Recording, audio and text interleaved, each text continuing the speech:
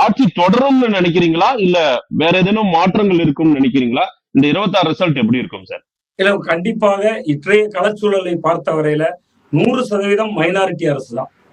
அது மைனாரிட்டி அரசு என்பது திமுக கூட்டணியாக ஒரு ஜெயிக்கக்கூடிய மார்ஜினை தொடரலாம். 120 தான் நான் மதிப்பீடு செய்றேன்.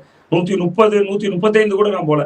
பெரும்பான்மைக்கு 118, கூடுதலாக 2 சீட்டு தான் மதிப்பிடுவேன். அதுல சில மாற்றங்கள் வந்தாலும் வரலாம். அது எப்படி வரலாம்னா, நம்ம போட்டோம்ல இப்போ ஒரு கால்குலேஷன் 45,000 ஓட்டு, இண்டிவிஜுவலுக்கு ஒரு 30,000 ஓட்டு கூடுச்சுன்னா, அப்படி ஒரு 7-8 தொகுதிகள் அமைந்து விட்டதுன்னா, யாருக்கும் பெரும்பான்மை இல்லாத, யாராலும் அமைக்க முடியாத ஒரு தொங்கு சட்டசபை அமையலாம். அப்படி அமைந்தால் அதற்கு பின்புதான் தமிழகத்தில் பாஜகவினுடைய ஆட்டத்தை பார்ப்போம் அப்படின்னு நம்புறேன். ஒரு ஒரு குழப்பமான ரிசல்ட்டா தான் இருக்கும், ஒன் சைடடா இருக்காதுன்றது உங்களுடைய வாதம், கரெக்ட்? ஆமா 100% டிஎம்கே ஃபேவரான எலெக்ஷனோ ஏடிஎம்கே ஃபேவரான எலெக்ஷனோ இது இல்லைங்க.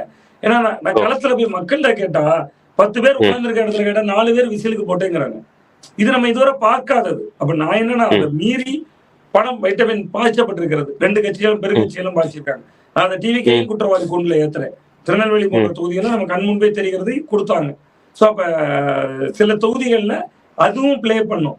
அது பிளே பண்றதுனால டிஎம்கே சேஃப் ஆகும் நான் நம்புறேன். நீங்க 1 லட்சம் பேர் ஓட்டுகளுக்கு ரூபா கொடுக்குறப்ப 1 லட்சம் ஓட்டு இருக்க முடியாது. அங்க ஒரு வாங்கியதுல 50% பேரு மிச்சம் ஒரு 20% பேர் கட்சி விசுவாசத்தோட அப்படி இப்படின்னு போடுவாங்க. நீங்க இன்னொன்னு தேர்தல் கடந்த தேர்தல்ல இருந்து ஒரு இடத்துல மாறுபட்டது மாதேஷ். என்னன்னு பாத்தீங்கன்னா, கடந்த தேர்தல்கள்ல மக்கள்கிட்ட ஓட்டு வாங்கணும்னு காசு கொடுத்தாங்க. இந்த தேர்தல்ல தான் நம்ம கட்சி ஓட்டை தக்க வைக்கணும்னு கொடுத்துருக்காங்க. நீங்க முழுக்க முழுக்க இந்த தேர்தல் முடிவுல உங்களுக்கு தெரியாது. பணம் வாங்கிய பல பகுதிகளில் விஜய் சொல்றாருல வாங்கிட்டு விசில ஊதுங்கன்னு, பணம் வாங்கிய பல பகுதிகளில் 2 கட்சியும் எங்கெல்லாம் பணம் கொடுத்தார்களோ அங்கெல்லாம் வேட்பாளருடைய காதுல விசில் ஊதியிருக்காங்க. அது தேர்தல் முடிவுல தெரியும்.